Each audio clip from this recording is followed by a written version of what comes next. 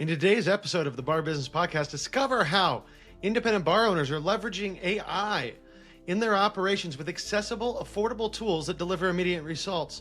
Learn how to reclaim 10 to 20 hours of your week as AI handles tedious administrative tasks, allowing you to refocus on creating an exceptional guest experience. And see how to transform your bottom line with simple AI implementations that deliver the same improvements and the same advantages that the major chains have, potentially shifting your business from merely breaking even to generating real profit. Hello and welcome to the Bar Business Podcast, where we help bar owners increase profits, attract loyal guests, and simplify operations so you can avoid burnout and finally enjoy your life outside of your bar. I'm your host, Chris Schneider, the Bar Business Coach. About a year and a half ago, I did an episode on about AI, and AI at that point was in its infancy, right? We didn't have all the AI we have today. So today we're going to talk about the practical AI technologies that you can actually make work for you. And we're not talking about robots, multi-million-dollar systems, robot bartenders, AI, phone systems, anything of that nature, because we don't want to replace customer service with AI.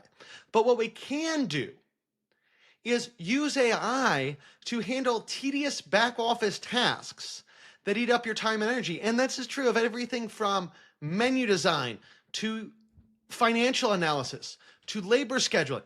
All of that can be handled or be helped by AI. And indeed, what we can do with AI and how I use AI, because I use it every day for my consulting, my coaching, the podcast. One of the best ways to use AI is to kind of work as an administrative assistant, right?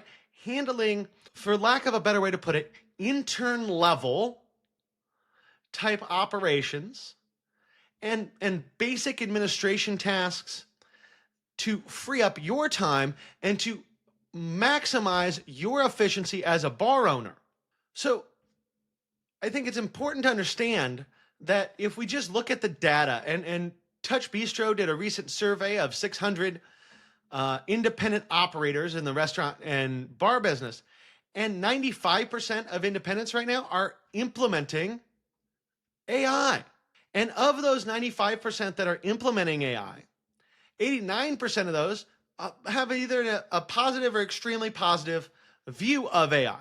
Now, this is, again, small operators, not massive chains. And in that survey, they broke down a little bit of what these folks are using AI for.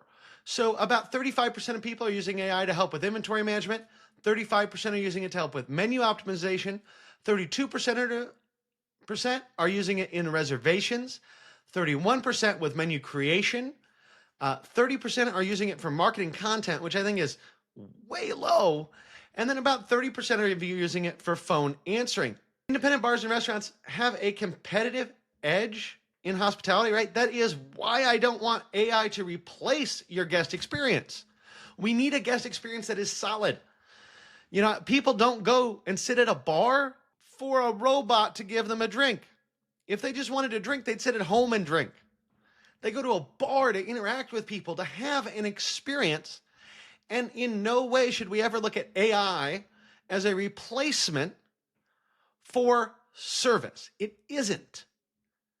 But again, what it is it's a effort multiplier. It is a way to make yourself and your management more efficient without really touching your team or guest experience at all. In fact, it will improve your guest experience by giving you more time to spend with your guests and less time on back office tasks. So we always have to keep in mind, AI is here to make us more efficient. AI here is not here to replace our employees. It's not here to change our guest experience. And that's where I think so many people in our industry get scared of AI or don't want to pay attention to AI because they see it as something that's going to hurt their business and not something that's going to improve efficiency. So let's talk a little bit about some tools that you can look at. And I think everybody is most familiar with ChatGPT, and ChatGPT is great and you can use it for free. Personally, I like ChatGPT, but what I use on a daily basis is Claude, which is Anthropic's AI. Now, either one of them can work, and both of them have free versions. There's also another great one that I like to use called Perplexity, And Perplexity is probably the best out there, more than ChatGPT or Claude, to do research tasks. So if I want to do heavy research, I do that in Perplexity. And then for most of my day-to-day AI use, I use Claude. Now, in all three of those, you have the option of using the free version or paying for it. There are some real advantages to paying for AI.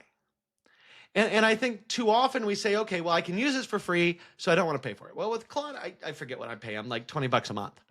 But that allows me to have projects that I can then control context. Because when we think about AI, a lot of people think about, oh, I can ask it questions and it'll give me answers.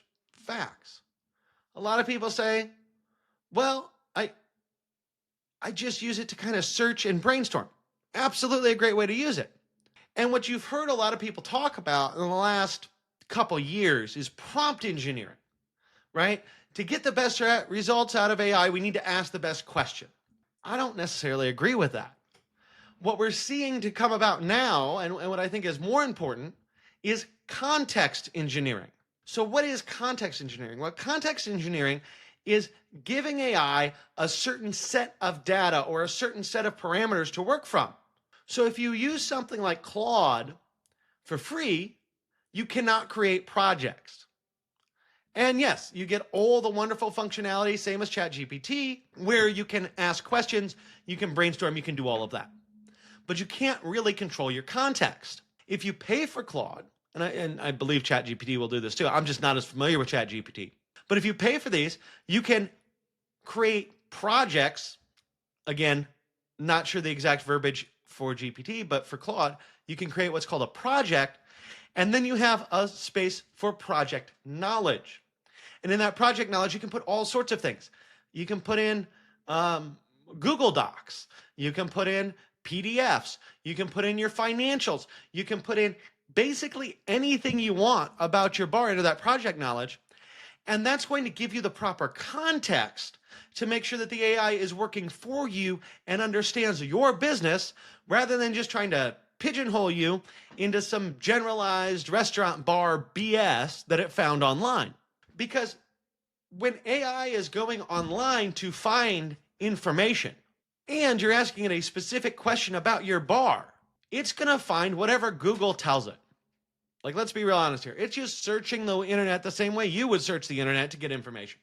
And because of that, you can't control the information it's looking at. Maybe it pulls up, well, one of my blog articles, and it's great info. But maybe it pulls up some blog article written by AI that searched the internet and found articles written by AI. And so it has no actual basis in someone that understands the industry. It's just AI building on AI, building on AI. And then who knows what you would get. I've worked on some AI projects, and there's a thing that we kind of tongue-in-cheek call the stripper problem. And what is that? Well, AI, if you just ask it something, AI wants to make you happy. So it will lie to you and tell you what you want to hear, or adjust which facts it's looking at. AI is actually very good at cherry-picking evidence to agree with you. So when you leave the context wide open, that's what you're going to get. So more important than the prompt and the questions you ask and how you ask them is what context you're feeding in. And that's why yes, you can use all these tools for free, but for 20 or 30 bucks a month, I would say pay for one, because that's what's going to allow you to build that context and to really give AI full knowledge of you and your operation before you try to get it to do work for you. So let's talk a little bit about what that work could be. And the big ones to me are marketing, analysis, and, well, labor, which is basically analysis. So we're going to talk through all these different pieces here. And let's start by talking about marketing, because I think the easiest and best use of AI is for marketing, to help us create social media posts, to help us create blog posts, to help us create emails that we send out. And one of the reasons why I talked so much about context before is when you have the ability to upload documents, and you can have AI help you build the context for AI to work from in the future. I do that a lot. But what you want to do is, for your social media posts, if you're using it for marketing, if you're using it for a newsletter, You want to create a very solid format so that every time AI produces something, it's using the same voice, the same language, and the same format for, say, your weekly email or for your daily Facebook posts or for all your Instagram reels, which you should be putting out a couple a day, ideally.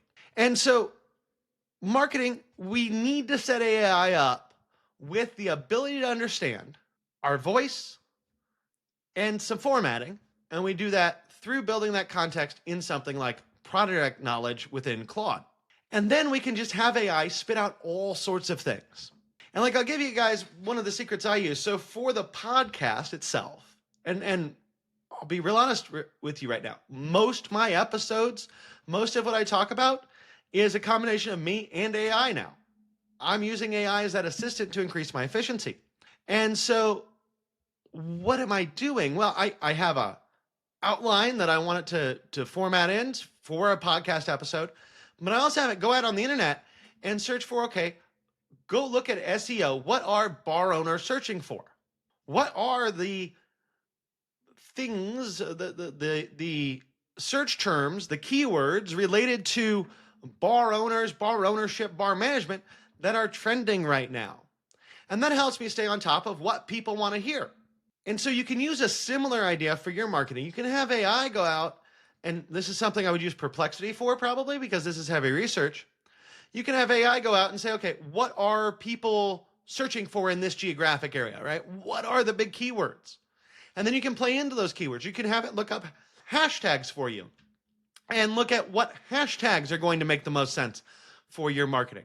So I think really, although AI's, according to the data, not mostly used for marketing, to me, the principal place to use it is in your marketing. And that's true even down to menu descriptions, right? Because a menu essentially is one of your primary marketing pieces, right? It's how you tell the world what you sell. You can use it to help you with menu descriptions. Now, a lot of times when we're talking menu descriptions and things like that, you have to be real careful with AI because AI can get a little wordy. It can get a little fluffy. It can put a bunch of emojis and things, and you probably don't want emojis on your menu. But it can also help you get some good ideas. And I would highly suggest that you don't, even if you set up AI perfectly, don't just have AI produce a piece of marketing content for you and then post it. Have it produce the marketing content for you and then look at it and then decide if you want to post it or not. But outside of marketing, the next piece where I see AI being very, very helpful is brainstorming. Now, when I say brainstorming, that can be anything from events to have, different menu items that you may want to put on your menu. I mean, you could, if you're paying for AI, take all your PMix data, throw it up there, and use AI to help analyze through your PMix data and evaluate, hey, here's all these items work, and what are some other similar items that we could put on based upon this PMix? What does it seem like my guests like? And because AI, one of the things it's absolutely best at is pattern recognition. So if you can give it a bunch of data, whether that's a PMix data, financial data, whatever type of data, labor data, it's going to identify those patterns and help you optimize patterns. So it is great for that kind of brainstorming. When it comes to your menu, understanding, hey, here's what I sell, and here's what I might want to add to my menu or take off of my menu. I wouldn't use it as a substitute for menu engineering, but I would use it in conjunction with menu engineering. Again, I would never use AI at this point as a pure substitute for anything. If we're talking about personal use of AI. In a second, we're going to talk about AI programs and some of the ways those can help you. But from a personal AI perspective, I would never use it as a replacement, but it is great to work in tandem with most of the processes you're already doing and to really speed them up. And it gives you, I think, from a brainstorming perspective, the ability to really understand, hey, here are a bunch of ideas, and it helps you think quicker, right? Because that's going to make you more efficient. If you can brainstorm quicker, sort through ideas quicker, and honestly, you can use AI as just someone to bounce ideas off of, even though it's not really a person, as silly as that sounds. So what are some program places where we can use it? Well, AI is entering a lot of software, whether that's financial management, business intelligence, inventory, marketing, review responses, sentiment analysis, all of that tends to have AI in it now. Now, in a lot of cases, if you're just trying to do sentiment analysis, you can do that out of something like ChatGPT or Claude or Perplexity. I mean, I'd probably use Perplexity for that because that's a little bit heavier of a research task, but I do sentiment analysis in Claude as well. And so there are certain things, you want to figure out, are my reviews trending up or down in aggregate? You can do that via AI without an additional piece of software. But a lot of AI-powered marketing systems, a lot of AI-powered inventory systems, a lot of AI-powered business intelligence systems are popping up that really help reduce time. So figure out what systems are going to work best for you. Now, as far as individual software is concerned, I'll be real honest with you. I have not tried them all enough to know. I would say from a marketing aspect, I really do like Akira, and it covers a lot for a great price. On the inventory management side, pretty much every inventory management company that's out there has started to integrate AI into their systems and their software. So those work. On the business intelligence side, there are some people popping up with some things. I haven't seen anything yet that really makes me go, oh God, that's good. But keep an eye out, because as time goes on, I am sure more financial AI software is going to come out that will help to really increase your financial management speed and ability. Right now, though, probably where, again, AI is best and the programs are best, if you're going to use a third-party program, is in that inventory management and marketing space. The other place where AI is really useful is labor scheduling. Now, if you're using a company like, say, Schedulefly, I haven't talked to Will about AI. I don't know if he's putting AI on the back end of his or not. But you can use one of those scheduling tools. They're great. They're going to help you. You can also, through some good context and some good prompts, use something like Claude to help you do labor scheduling as well. You can put in all the parameters of when your employees can and can't work and ask it to generate a schedule based upon all those constraints. Again, AI is really good at taking a bunch of data with listed constraints and then organizing it for you. So that is a way you can do that. Now, you can, again, do that via software or on your own. It's going to be easier, though, if you get software, let's be honest. So something like Schedulefly, always a great idea to have. But you can handle a lot of labor yourself. When you look at AI labor solutions, a lot of them are going to cut off about 5%. And if you remember back some months ago, we talked with CJ Olikal of GM Pilot. If you haven't listened to that episode, go get a lesson. His entire company does AI work for chains and has a really, really great platform there. So, but if you're not a chain, I think when we talked, he was talking about getting independence. I'm not sure if he's there yet. But that podcast can give you some ideas of what AI is capable of when it comes to labor scheduling. And like I said, you can build that out in Claude yourself, or you could use a different labor scheduling company in order to do that. Now, when it comes to customer engagement, one of the great things about AI, and this kind of ties back into marketing, but really think about customer engagement here for a second. AI allows you to customize things.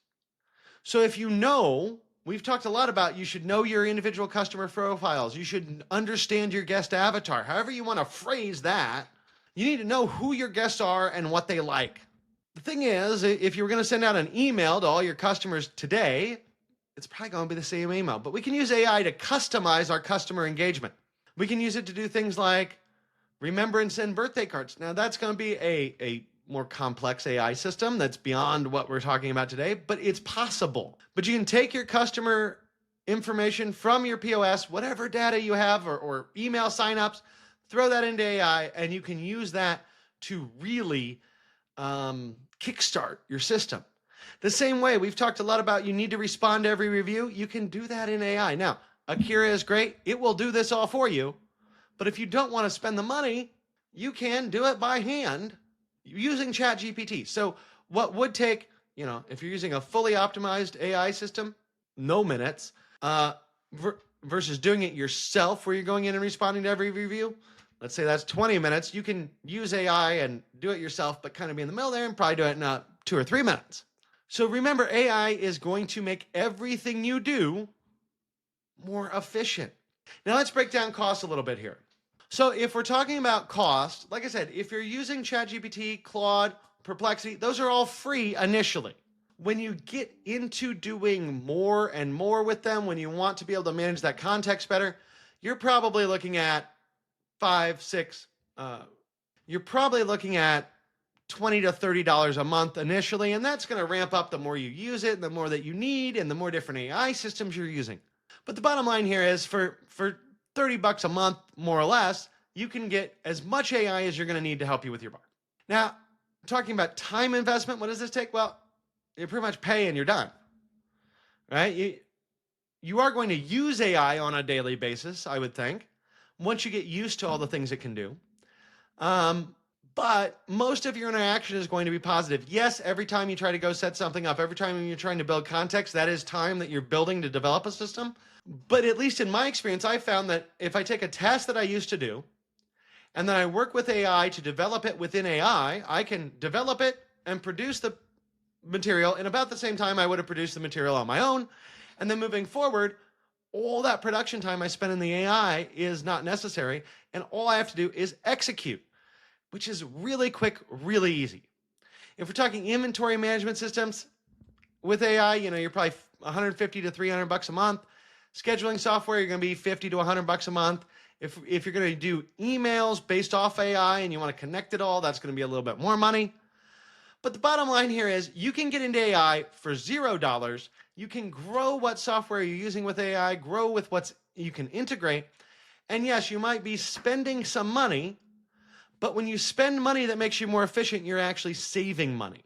So if you're not using AI at all, how do you get into it? Well, number one, get yourself an AI account, whether it's ChatGPT or Claude, go get a free account. And then play with it a little bit, right? Like actually use it to understand it. There are all sorts of resources online that say, hey, here's how you can use AI. But I'm telling you right now, the more you use it, the better you understand it, the more efficient you'll be with it. It's learn by doing. Really, with AI, that's what it is. So once you get some familiarity, and really for the free, do ChatGPT, do Claude, do Perplexity, play with the same thing. Put the same prompts into all three of them and see the different answers you get. But play around a little bit. Then choose the one you like the most to pay for. And again, I use Claude. That's not a recommendation. I'm just being honest with you about what I use because I think it works really well. But build out this AI and build out the templates and the systems you can within AI to make you more efficient. Now, once you have that done, train your GM on it. Train your managers on it. Teach them how to use AI to make their jobs more efficient. And teach them how to use AI to get better analysis of whatever you're trying to analyze. But pick one problem, do it, show it to them, implement it, develop the next solution, show it to them, implement, develop the next solution, show it to them, implement, right? We don't want to do everything at once. That's a huge pitfall that we want to avoid. But we want to optimize one piece, one efficiency, get it right, make sure it works, train our team on it, and then move on to the next. And that way we're constantly making ourselves more efficient by using AI, but we're also not putting ourselves in a position where AI is going to harm us. We're putting ourselves in a position where AI can only help us. So here's the bottom line, guys. Big companies, the big chains, your massive competitors are spending millions on AI to save 2 to 3% in costs. You can do the same thing basically for free, maybe $30, $40 a month, depending if you bring in some other technology. But that other technology is stuff that you might get anyway. It's just AI is going to make it better. Chains have resources, but what they can't do, right? They have much larger resources when it comes to AI, but they can't replicate your ability to create a local, personal experience that keeps your customers coming back. So AI, at the end of the day, again, it's not replacing your customer service, and you should not use it to replace your customer service.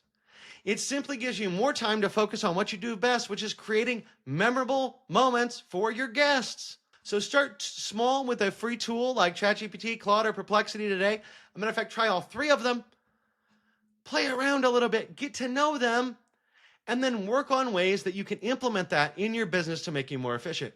And if you have any questions about AI, if you're saying, okay, this all sounds great, but I'm not sure exactly where to start, this is all confusing to me, go down the show notes. Find the link for a strategy session with me, and I'm more than happy to talk with you about different ways you can implement AI in your business. and to give you some guidance, some individualized guidance on how to get that started. That about wraps it up for today. If you enjoyed today's insights, make sure you like, subscribe, and leave a review. If you are ready to take your bar to the next level, schedule a strategy session with me by clicking the link in the show notes below. Until next time, have a great day, and we will talk again later.